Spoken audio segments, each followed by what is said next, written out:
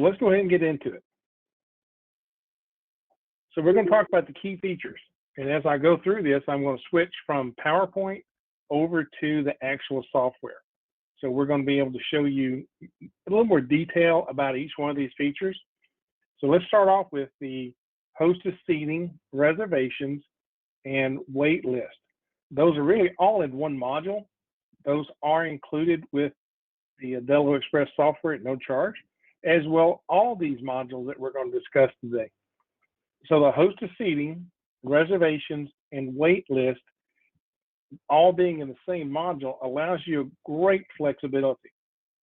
It is able to reserve a table, and it does interface with the customer profile data. So you can look up the customer profile via the last name or a phone number, even a partial phone number.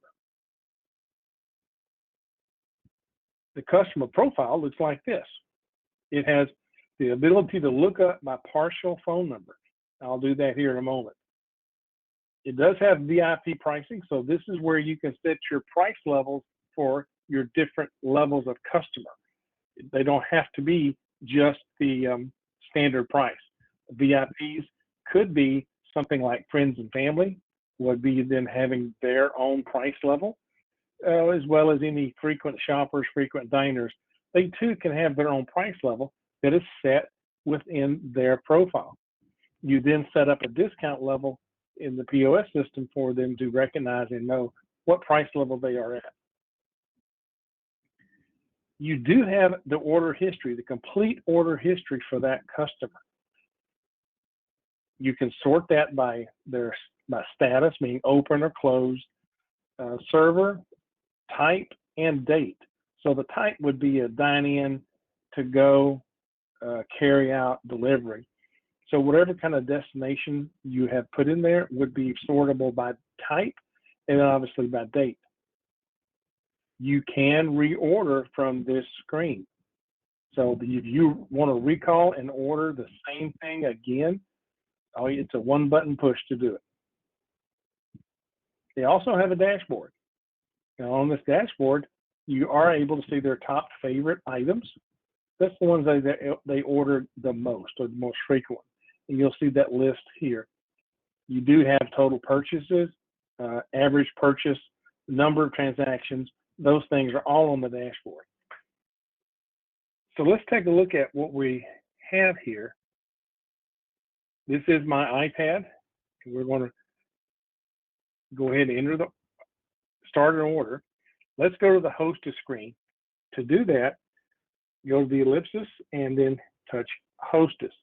Now what you're going to see pop up here, that is the table management screen. That's part of this.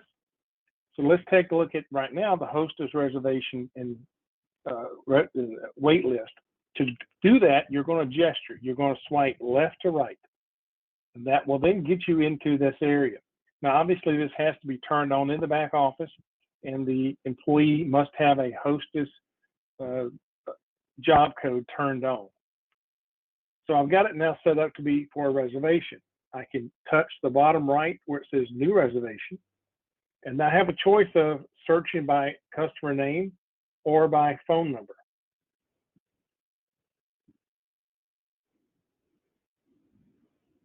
Now that's been recalled. It knows that I'm a standard party of two with 2 adults. If I want to add children, and do I need a high chair, and if so, how many? Is this a special occasion or any other notes that I want to have on here? I do have to select a time. It can be for today or any other date that you'd like to select for. And you can specify a table. Go ahead and confirm that reservation, and now it pops up on the left. Now, within a certain time frame, the customer can arrive at the restaurant, and then you can check them in with a green check-in button. That check-in does not necessarily mean you have to seat them right now. You do have that option, but it just allows them to check in. If you're ready to seat them, go ahead and hit yes. There is the table they've reserved, and now they're seated at that table. As far as the server goes, they then can open that table and begin ringing orders. So that's the reservations part of it. Let's do this. Let's go back in now as a hostess, and let's take a look at the wait list. To get to that, you have the reservation button at the top. Click on that, and now you can start your wait list with people who are waiting to be seated. It's pretty much the same way. You enter in their phone number and their name, and you have a wait list.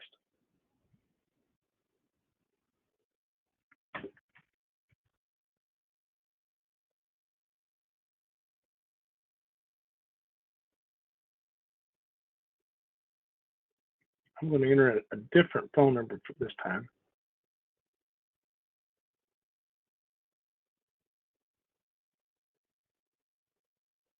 Defaults to party of two adults. Now that person's into the wait list.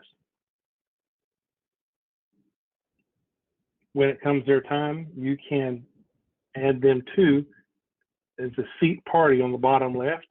You'll notice in the right-hand side that table 109 is in use, so we can't use that because the previous party we had worked on is seating there. Let's go ahead and seat them there. And you'll notice that the green status button pops up. That is showing us that that table is occupied, and you look at it down here, there you have it. It's the green indicates it's seated. So as the order progresses through the different stages, this button will become a different color depending on what status is for that restaurant, for that seat. So it tells you how long they've been seated, tells you who it is. Then up in the left corner, it says it's a table for 4, but you only have 2 seated. Now, I have these 2 tables here that are in my responsibility as a server. I can go ahead and open them up, and I can ring up items.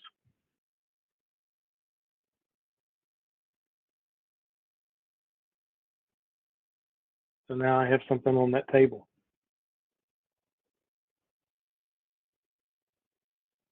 And you see they're in use. So as a server now, I know that I cannot put anybody else at that table, and so the hostess is the same way. Let's take a look now, some more features. We talked about the table management just a little bit. Let's get a little more detail. You do have multiple sections. You do have, it can be terminal specific. So the terminal that's in the patio would be, the patio would show up on their table management, and the main dining room would have the main dining show there. So it is terminal specific. You can use icons and images.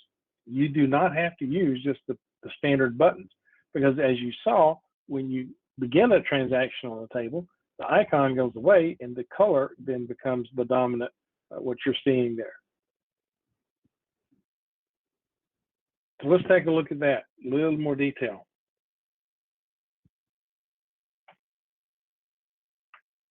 When you're in the hostess area, you have the ability to move tables and reposition them on the floor. You do that by touching the button and holding it until it wiggles. Then you can move it to where it goes. So it's hold until it wiggles and then move it where it goes. You can also hit touch with 2 fingers, and that allows you to then see that table's properties. In this case, it is visible. It is table number 302, and it does have a maximum count of 6. One other thing you can do is with 2 fingers touching the center anywhere there's not a table, and you can add a table on the fly. So you do not have to go to the back office to do that. You can do it from the point of sale. Multiple sections. I just put different icons on these to show how they are in a different area. There's my 2 high tops. So you just have the different sections you can use, and you get to them by gesturing. I take a right to left motion, and that brings them in. So any one of these, I can move to wherever I need them to be.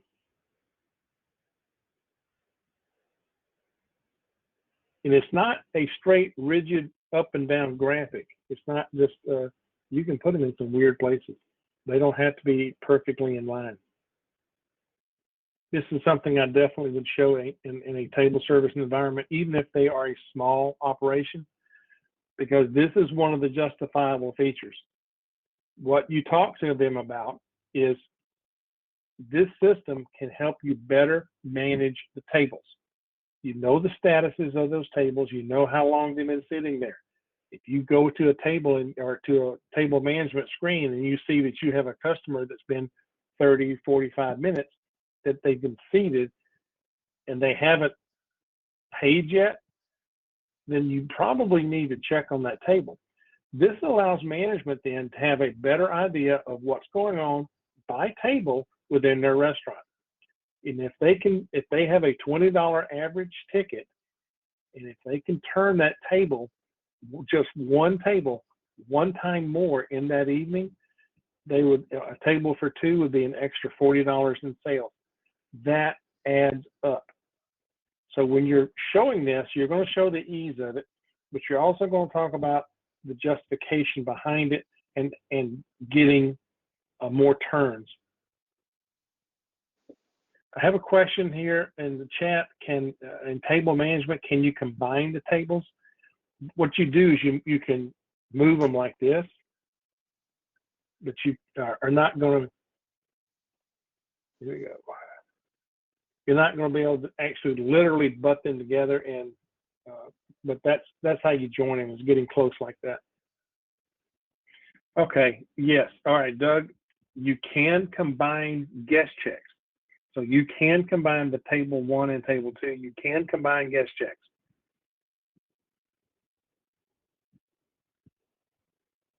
You simply swipe up to get to the combine check feature. So you can combine those together.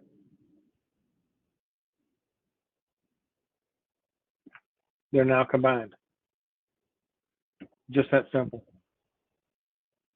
I hope that answered your question. Okay. On the main point of sale screen, we do have guest count. You can order by seat. When you're talking with a table service restaurant, you really want to show how to order by seat, starting at that pivot point, working the way around. So when the food is delivered, either by the food runner or the server, they don't have to come to the table and do a food auction. They can just come out to the table, look at seat 1 on the guest check.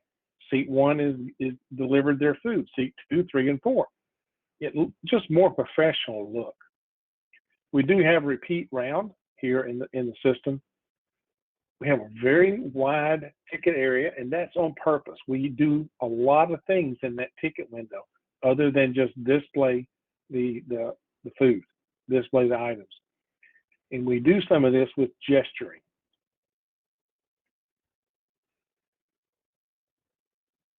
So let's start off with a simple dine-in order. Now you'll watch that ticket display go away, and now on the top you have,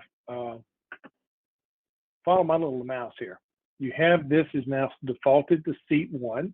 This is a dine-in order, and it is a new order. If you drop this down, you can then switch and change what type of order this is. You also have the ability to look at and add and change tickets and change seats. The blue guy is just how you add another customer. So when you touch that, it then adds another individual or another seat in this case. So you're going to be able to switch between seat 1 and seat 2. So as you ring up the order,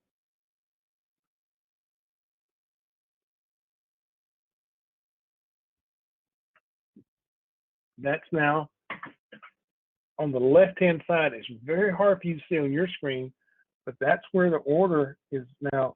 I can move that from seat 1 to seat 2.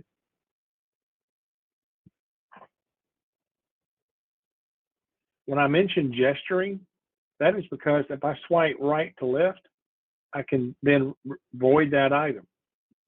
If I swipe left to right, I'm able to go in and do a do not make, a repeat round by selecting and highlighting the items that I want to do a repeat round or do not make on. So gesturing has a lot to do here in the system. For instance, if I take 2 fingers and touch an item, it gives me the details of that item. If you had an image or a picture there, it would then blow up that picture and show you what that item should look like. Maybe how it comes plated out of the kitchen. You can take 2 fingers and put it in the middle of the screen and get to the order info screen, which then shows you where you can add discounts and surcharges, gratuity. You can add a person from the profile, from the customer search.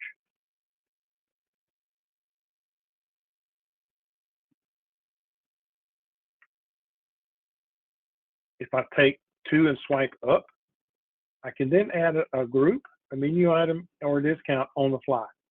I don't have to be in the back office to do that. So there's a lot to do with gesturing here on the screen that allows you to do a lot of functions that are not necessarily a button on the screen. Now, you do have the green button over here on the left. If you do touch that, you can get to the order info screen. But to me, I've learned how to do it quicker with the gesturing. And we're all comfortable doing gesturing because we do them on our phones all day long. So any questions about the point of sale screen?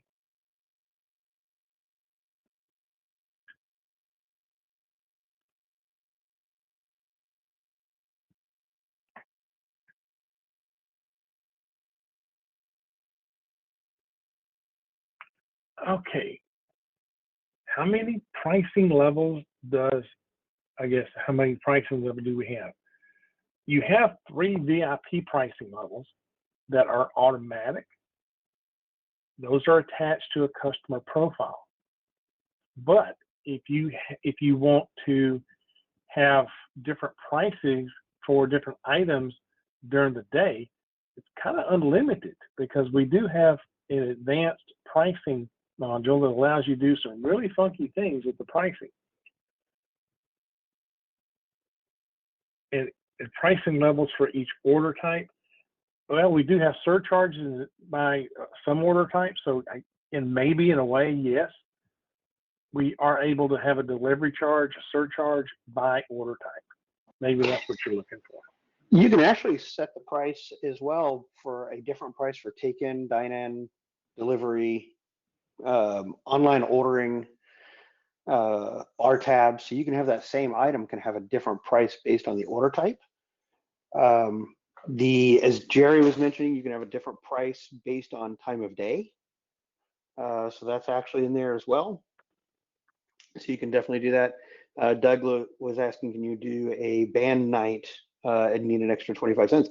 Absolutely. You can go in and set, in fact, the neat part is you can actually set that and go everything in this group.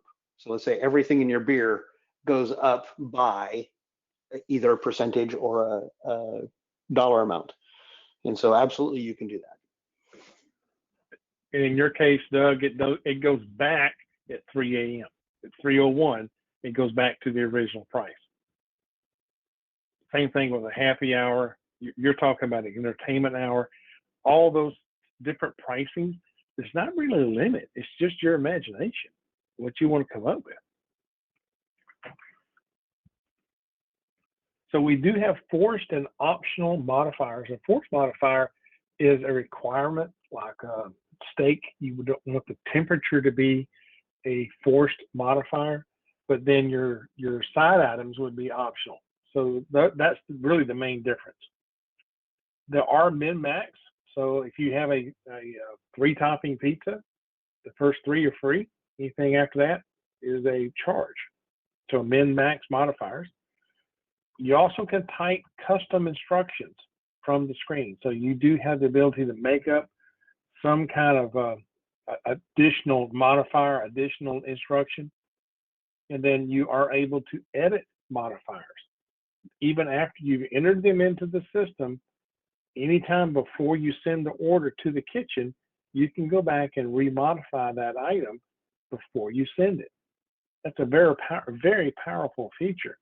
And as you've seen, what I've been ringing up is in a pizza operation. So you have this type of modifier. You also have the ability to come in and have forced. The first one is forced. You're also noticing the check mark is saying that's what the default is, but I can choose whichever one I wish.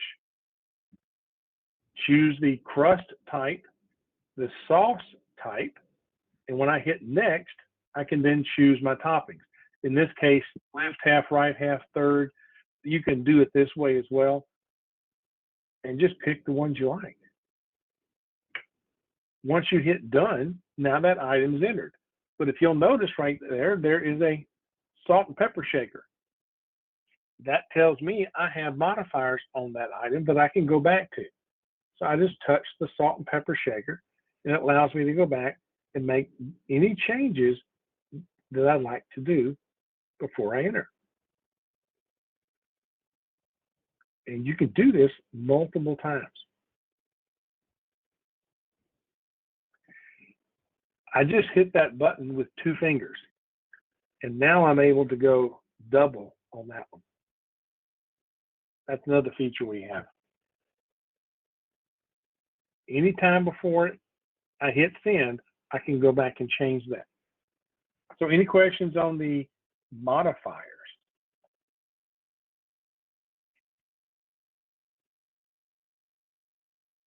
But while we're here, let's talk about holding fire. We have a very good holding fire feature. It is for either items or the entire order. We do have timer presets as well as manual hold and fire. And then we have the ability to set the time to fire that item. So there's 3 different methods you can use. And by the way, setting the item to fire will allow you to do future orders. That'd be great for any kind of catering business that they're doing. All right, same here. You see there's a stopwatch next to the salt and pepper shaker. Touch that, and this then allows you to have the presets here on the left. They're all already in increments of basically 5 minutes each. You can touch one of those, and it automatically then will set that item to be held for that amount of time. You also have at the bottom a manual hold. This allows you as the server to then dictate when to fire that order. And you do that by touching clear hold. And then finally on the right hand side, you have the ability to choose the date and time that you'd like to have this order sent to the kitchen. So this is where you would do your future order. You also here have the ability through touching either the green button on the left or 2 fingers down, and you can place the order on hold, which is down here. So you have item hold and you have order hold, and you can have a different hold for each one of the items. So if you want to fire the salads and the soups now, put the salad and soup on one, just send it, the entrees on hold, and then the desserts on another hold. You can do that.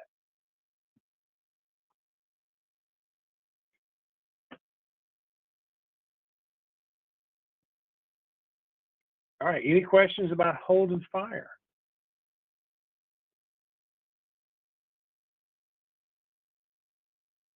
That's a very strong feature. Something that you should make sure that they're aware of. If that's not important to them, I understand why you would skip it, but it is something that a lot of systems that you're competing against struggle with or absolutely do not do for a standard price. In a lot of cases, this is an extra option that they have to pay for. So just make sure that you mention it to them. If it turns out to be not important, don't worry about it. All right, split check by seat split check by amount, and then combining seats.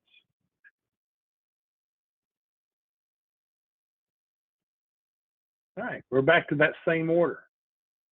Now I'm going to go ahead and hit the dollar sign, take us into the tender area.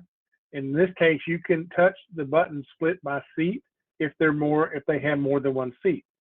In this case, I'm going to split by even amount.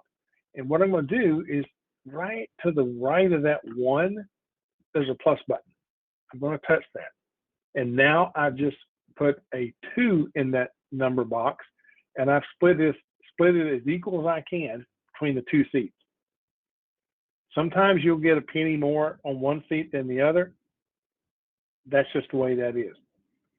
So now I've got 2 checks. Check 1 and check 2 for this particular table.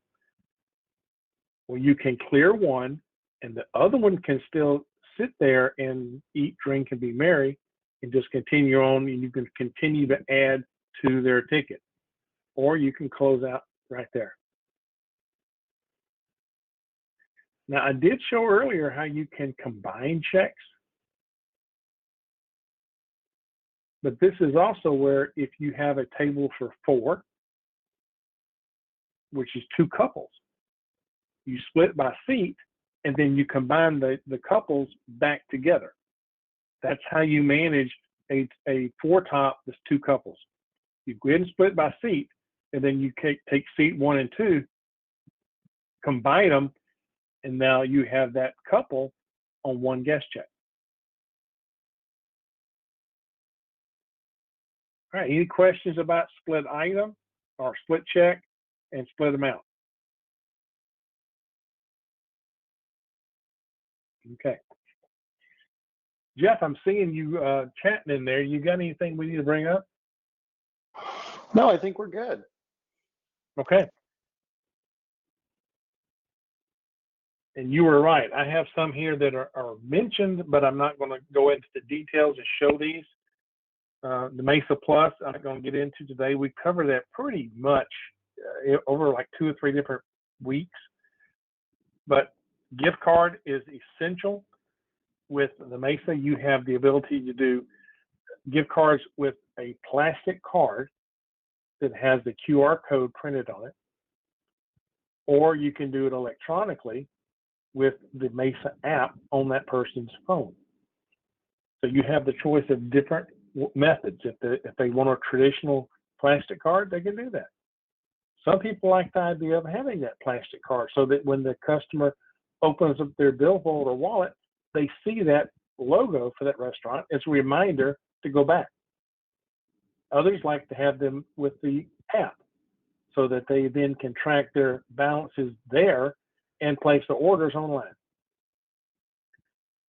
So there is QR code ordering at the table. So you can print a QR code that is table specific. Whereas a lot of systems now these days are using a QR code just to bring up the menu. We don't just bring up the menu, we allow that customer the option to enter their own order, which then increases the table turns to get that customer's food to them even faster. And of course, we do have the online ordering through Mesa. All of these are critically important to every restaurant, but in this case, table service is what we're talking about. Labor scheduling, I did not mention, but it is a key part of the system. And not enough of you guys show that. And I got a feeling it's because you don't know it. But you need to take the time. It will take you about 15 minutes once you watch my video on this to see and learn how to use the labor scheduling module. It's a pretty good module. It's not hard to do. It's usable. It is very usable by the individual. Here's the justification. If the restaurant's working with employees that say it's $10 an hour, employees are notorious about coming in early, clocking in early, and then going to get dressed for work, do their hair, smoke a cig, do something that will then waste the time until they are supposed to go to work. If you can cut that by 10 minutes a day, for what, 4 or 5 employees. If you can cut it 10 minutes a day for 6 employees, you just save $10 in labor. So think about the $10 a day times 30 days. It's $300 a month. You just justified the system off labor scheduling alone. Labor scheduling is something you need to learn so that you're comfortable showing it. The Pizza Creator module. You were seeing me today ring up on a pizza restaurant. That restaurant that I did was full of all the drinks. It had pizzas from every which way. It had additional toppings. It was halves and thirds. I created that in under 25 minutes using the Pizza Creator module. I did a video on that to show you how fast you can create a full-blown pizza restaurant. You need to watch that video and get comfortable with the Pizza Creator module. We also have in our system the ability to rename that, meaning that if you're dealing with a sandwich shop, the same logic flows in a sandwich shop as it does in a pizza restaurant. So you can change the name from sandwich to Sandwich Creator instead of Pizza Creator. I did not show bar tabs, but we do bar tabs. And sit in the same restaurant where you have a bar and a restaurant, you can begin a tab at the bar. Now, certainly you can close that tab, but you can also transfer that to the table. And if you transfer it to the table, then that server already has all the drinks, and it can more easily do a repeat round. So bar tabs are something that you really get comfortable with. And advanced price changes. We kind of covered that earlier when we talked about the happy hour, entertainment hour. Those are the ways you can do it by date and time. But that module also allows you to do mass price changes by group. So if you really wanted to increase all your beers by a quarter and leave it at a 25% increase, then the advanced module allows you to do that. It doesn't have to be date and time sensitive. It can be an overall price change up or down.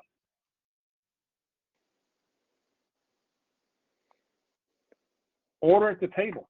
We had a class a few weeks ago on that using an Android handheld. That is a feature we're selling a lot of. You really need to get in with that one. It's going to be a phone or a handheld size screen. It's not going to be a tablet. It's not going to be a full-blown terminal, but it is a handheld device that you can order at the table. Required beverage is something we've talked about as a justification. It's basically just turning it on and programming it, setting up yes or no. It's not hard to set up. It is a very cost justifiable feature. High tip warning, we've covered that in the theft class that we did on how servers will not charge for items, but yet deliver those items and expecting a higher tip. This seems like it's an easy one to find, but if they're not running the report, it's not as easy as they might think. A 30, 40, 50% tip is not normal. And this is an exception report that we have in our reporting module that identifies when there is a tip above a certain percentage. You and the restaurant owner will set that percentage, but nonetheless, that's a high tip warning is something that you need to mention to a restaurateur. That leads us into tip tracking. We do that very well. They are able to declare tips when they clock out. You can set the amount that they must declare. The default is 8%. And then the last is the 86 feature. That is a great feature for bars that want to track how many bottled beers they have left in the cooler. They also are great for specials of the day when they cook 30 specials, and once the 30 are gone, they're gone. 86 feature is great for that, and it shows the actual count on the button. For more information about Aldelo and our products, you can always call us at 800-801-6036 or email us at sales@aldelo.com.